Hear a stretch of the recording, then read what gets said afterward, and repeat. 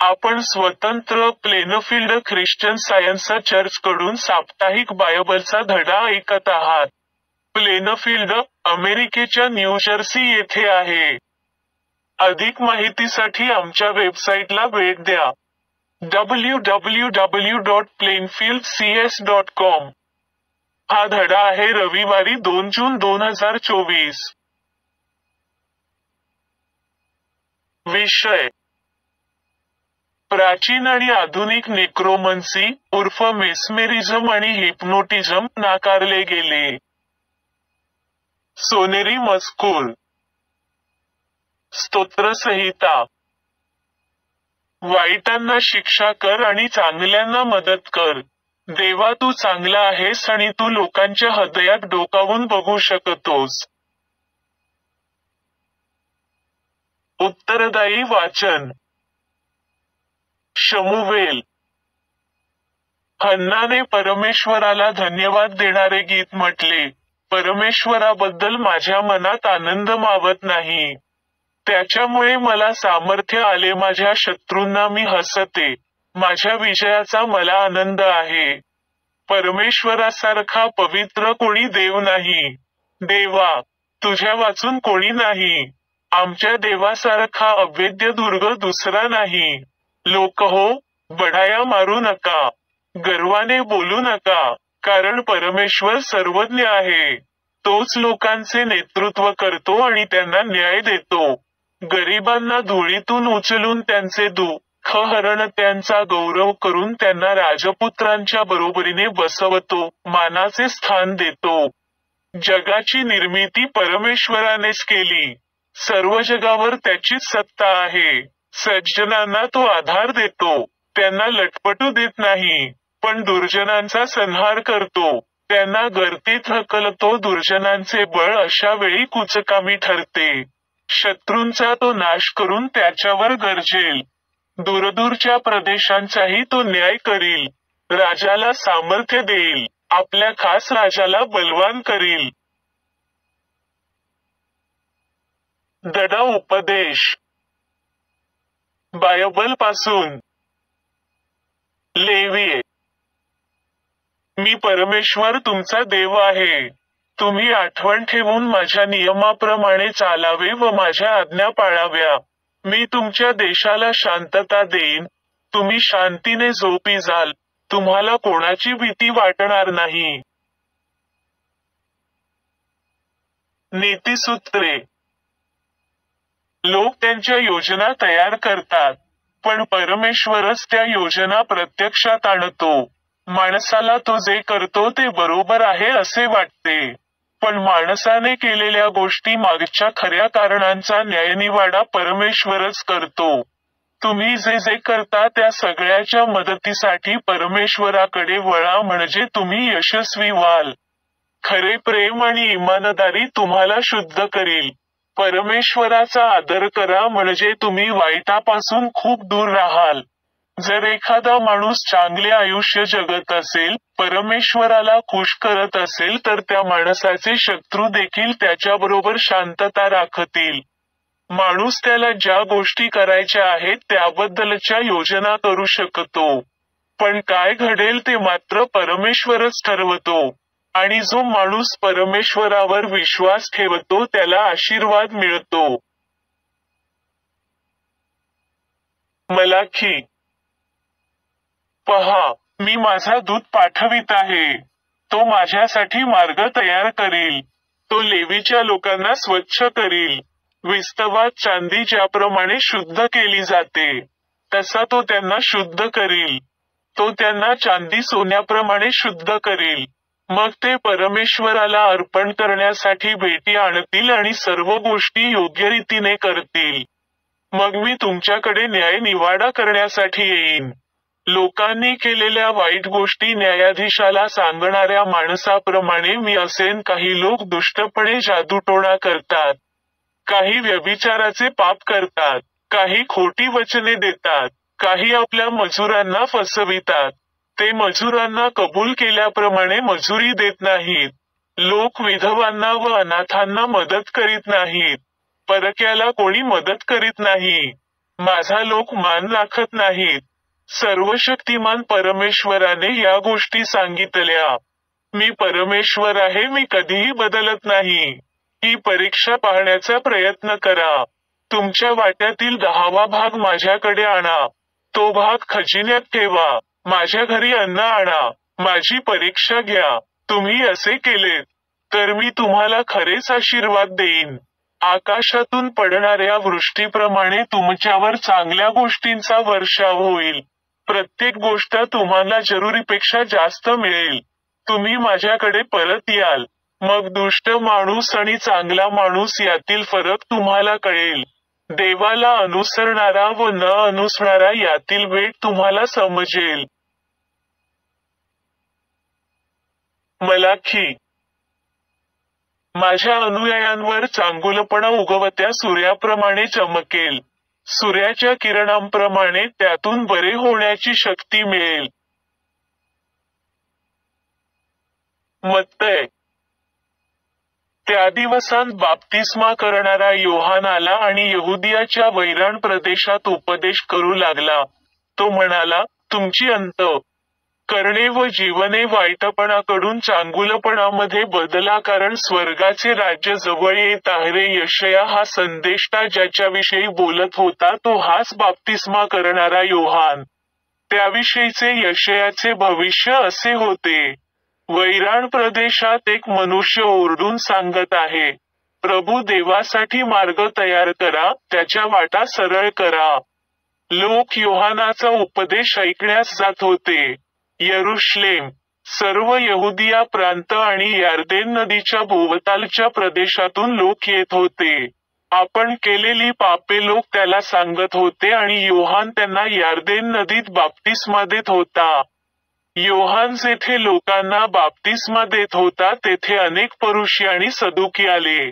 जेव्हा योहानाने त्यांना पाहिले तेव्हा तो त्यांना म्हणाला, अहो सापाच्या पिल्लांनो, देवाचा जो राग ओढवणार आहे त्याच्यापासून दूर पळण्याचे तुम्हाला कोणी सुचविले? झाडे तोडण्यासाठी कुऱ्हाड तयार आहे. चांगले फळ न देणारे प्रत्येक झाड कापून अग्नीत टाकले जाईल. तुम्ही तुमची अंत करणे आणि जीवने वाईटाकडून चांगल्याकडे बदलली आहेत हे दर्शविण्यासाठी मी तुमचा बाप्तिस्मा पाण्याने करतो. पण माझ्यानंतर माझ्यापेक्षाही महान असा एक येत आहे, ज्याच्या वाहनं उचलण्याची सुद्धा माझी लायकी नाही. तो पवित्र आत्म्याने आणि अग्नीने तुमचा बाप्तिस्मा करील. तो धान्य निवडायला येईल.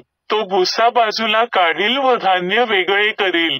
तो चांगले धान्य कोठारात साठविल व जे चांगले नाही ते जाळून टाकील. तो भुसा कधीही न विझणाऱ्या आगीमध्ये जाळून टाकील. तेव्हा येशू गालिलाहून यार्देन नदीकडे आला. त्याला योहानाच्या हातून बाप्तिस्मा घ्यायचा होता. येशूचा बाप्तिस्मा झाला आणि तो पाण्यातून वर आला. तेव्हा आकाश उघडले आणि देवाचा आत्मा एखाद्या कबुतराप्रमाणे आपणावर उतरताना त्याला दिसला. त्याच वेळी आकाशातून वाणी झाली की, हा माझा पुत्र मला परमप्रिय आहे, त्याच्याविषयी मी संतुष्ट आहे. मत्तय. मग पवित्र आत्म्याने येशूला रानात नेले. मोहात पाडून सैतानाने त्याची परीक्षा घ्यावी म्हणून त्याला तेथे नेण्यात आले. तेव्हा सैतान येशूची परीक्षा घेण्यासाठी त्याच्याकडे आला व म्हणाला, जर तू पाया होऊन मला नमन करशील तर मी हे सारे तुला देईन. तेव्हा येशू त्याला म्हणाला, अरे सैताना, माझ्यापासून दूर हो, कारण असे लिहिले आहे की देव जो तुझा प्रभू त्याचीच उपासना कर आणि केवळ त्याचीच सेवा कर. मग सैतान येशूला सोडून निघून गेला आणि देवदूत येऊन त्याची देखभाल करू लागले. त्यावेळेपासून येशू उपदेश करू लागला व म्हणू लागला की पश्चात्ताप करा, कारण स्वर्गाचे राज्य जवळ आले आहे. मत्तय. मग पुष्कळ लोक त्याच्याकडे आले. त्यांनी आपल्याबरोबर लुळे, पांगळे, आंधळे, बहिरे व इतर अनेक लोकांना आणले होते आणि त्यांनी त्या आजाऱ्यांना येशूच्या पायावर ठेवले. तेव्हा त्याने त्यांना बरे केले. मुके बोलू लागले, लुळे सशक्त झाले, व्यंग असलेले चांगले झाले, लंगडे चालू लागले, आंधळे पाहू लागले. हे पाहून लोक थक्क झाले आणि त्यांनी इस्रायलाच्या देवाचा गौरव केले. लोक कोणीतरी त्याला विचारले, प्रभू, फक्त थोड्या लोकांचे तारण होईल का? तो त्यांना म्हणाला, अरुंद दरवाजाने आत जाण्याचा प्रयत्न करा, कारण मी तुम्हाला सांगतो की पुष्कळ जण आत येण्याचा प्रयत्न करतील, पण त्यांना ते शक्य होणार नाही. जेव्हा घराचा मालक उठून दार बंद करील, तेव्हा तुम्ही बाहेर उभे राहाल व दार ठोठावाल आणि म्हणाल, प्रभू, आम्हांसाठी दार उघडा. परंतु तो तुम्हाला उत्तर देईल, तुम्ही कोठून आलात हे मला माहीत नाही. आणि तो तुम्हाला म्हणेल, तुम्ही कोठून आलात हे मला माहीत नाही. जे तुम्ही दुष्टपणा करता ते सर्व माझ्यापासून निघून जा. तेथे रडणे व दात खाणे चालेल. लक्षात ठेवा की जे शेवटचे आहेत ते पहिले होतील व जे पहिले आहेत ते शेवटचे होतील. पेत्र यासाठी प्रिय मित्रांनो, तुम्हाला या गोष्टी अगोदरच माहीत असल्याने स्वतःचे रक्षण करा. यासाठी की नियमशास्त्रविरहित लोकांच्या चुकीमुळे तुम्ही भरकटत जाऊ नये आणि तुमची जी विश्वासाविषयीची अढळ भूमिका आहे तिच्यापासून विचलित होऊ नये म्हणून सांभाळा. परंतु आपला प्रभू व तारणारा येशू ख्रिस्त याच्या कृपेत आणि त्याच्याकडून मिळणाऱ्या ज्ञानात वाढत राहा. त्याला आता आणि अनंत काळापर्यंत गौरव असो. Science textbook science and health with की टू द शास्त्रवचने कडील परस्पर संबंधित परिच्छेद वाचले. विज्ञान आणि आरोग्य. ख्रिश्चन सायन्समध्ये नाव दिल्याप्रमाणे प्राणी चुंबकत्व किंवा संमोहन ही त्रुटी किंवा नश्वर मनासाठी विशिष्ट संज्ञा आहे. मन हे पदार्थात आहे आणि वाईट आणि चांगले दोन्ही आहे हा चुकीचा समज आहे. वाईट तितकेच चांगले आणि अधिक शक्तिशाली आहे. या विश्वासामध्ये सत्याचा एकही गुण नाही. प्रत्यक्षात नश्वर मन नाही आणि परिणामी नश्वर विचार आणि इच्छाशक्तीचे हस्तांतरण नाही. जीवन आणि अस्तित्व ईश्वराचे आहे. प्राण्यांच्या चुंबकत्वाला कोणताही वैज्ञानिक पाया नाही, कारण देव वास्तविक, सुसंवादी आणि शाश्वत असलेल्या सर्व गोष्टींवर नियंत्रण ठेवतो आणि त्याची शक्ती प्राणी किंवा मानव नाही. त्याचा आधार एक विश्वास आहे आणि हा विश्वास प्राणी, विज्ञान प्राणी चुंबकत्व, मेस्मेरिझम किंवा संमोहन हा केवळ एक निषेध आहे, ज्यामध्ये बुद्धिमत्ता, शक्ती किंवा वास्तविकता नाही आणि अर्थाने ती तथाकथित नश्वर मनाची अवास्तव संकल्पना आहे. ख्रिश्चन विज्ञान मानसिक क्रियेच्या तळाशी जाते आणि दैवी मनाची उत्पत्ती म्हणून सर्व दैवी कृतीची योग्यता दर्शवणारी सिद्धांतशास्त्र प्रकट करते आणि विरुद्ध तथाकथित कृतीची परिणामी चुकीचिता, दुष्ट, गूढवाद, नेक्रोमॅन्सी, मेस्मेरिझम, प्राणी चुंबकत्व, संमोहन. आम्ही ख्रिश्चन शास्त्रज्ञ आहोत जेव्हा आम्ही खोट्यावर अवलंबून राहणे सोडून देतो आणि सत्य समजून घेतो.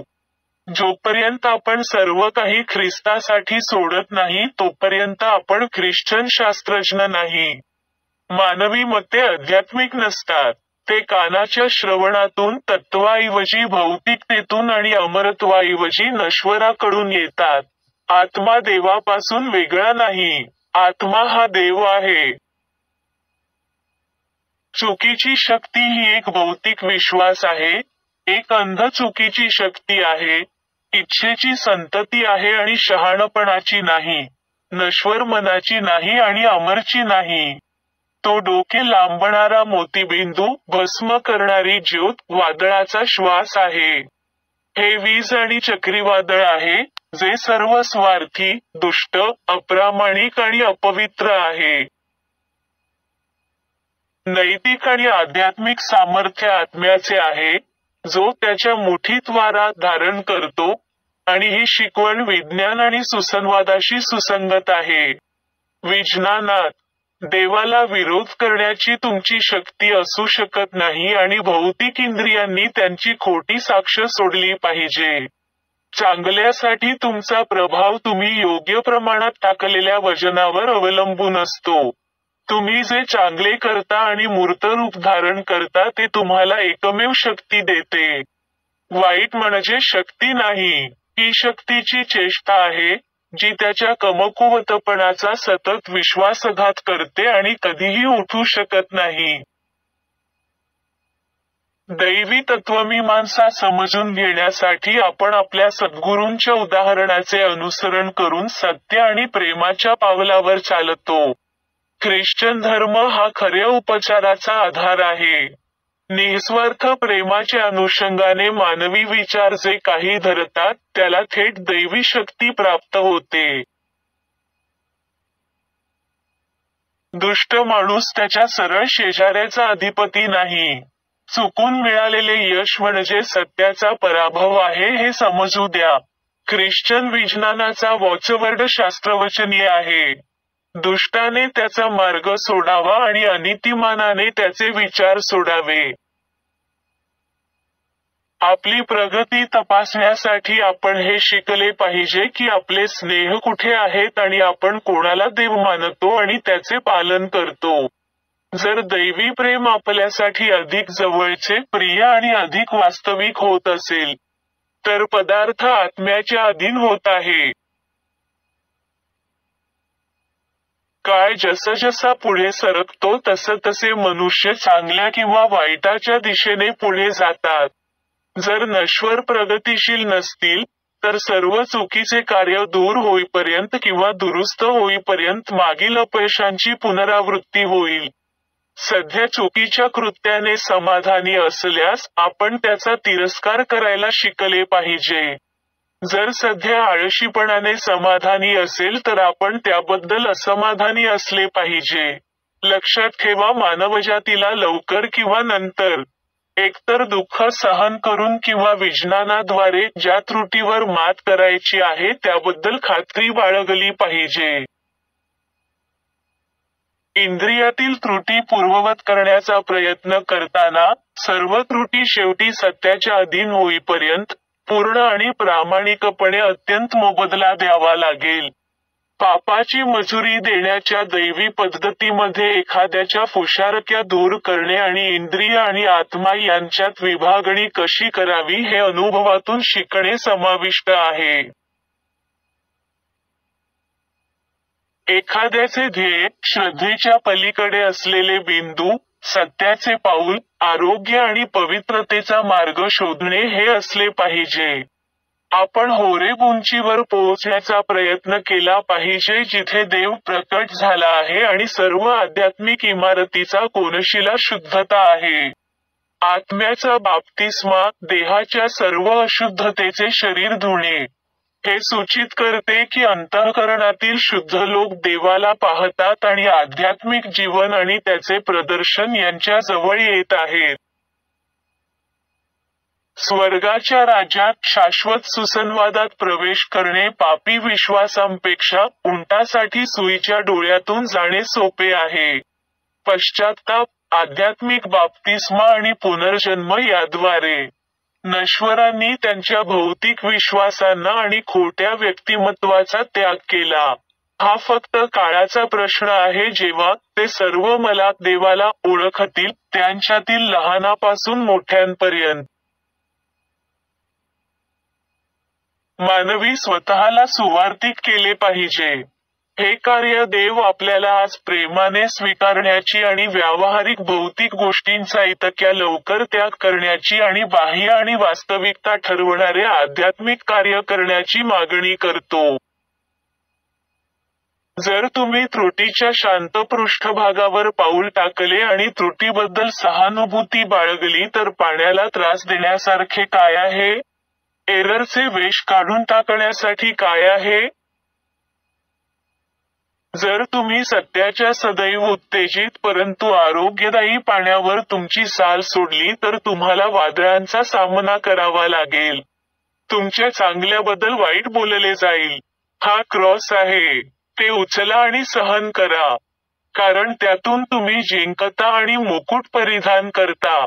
पृथ्वीवरील यात्रेकरू, तुझे घर स्वर्ग आहे.